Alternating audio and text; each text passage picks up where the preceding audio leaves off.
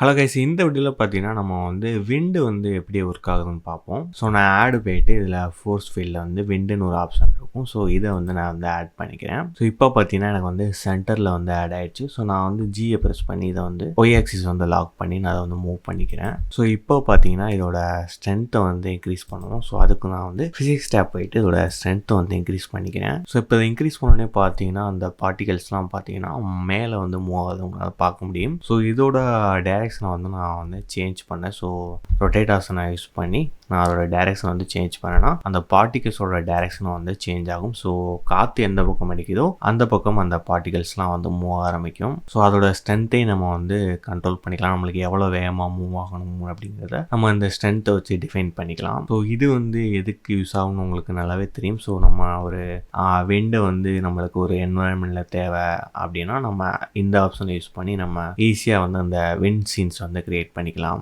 நம்மளோட பிளெண்டர் கிளாஸில் வந்து உங்களுக்கு ஏதாவது டவுட் இருந்துச்சுன்னா நம்மளோட வீடியோ கீழே வந்து கமெண்ட் பண்ணுங்க. ஏன்னா நாங்கள் வீக்லி பார்த்தீங்கன்னா லைவ் கிளாஸஸும் வந்து கண்டக்ட் பண்ணுறோம். அதில் உங்களோட டவுட்ஸை வந்து கண்டிப்பாக வந்து கிளியர் பண்ணுவோம். ஸோ மறக்காமல் நம்மளோட வீடியோ கீழே உங்களோட டவுட்ஸை வந்து கமெண்ட் பண்ணுங்க.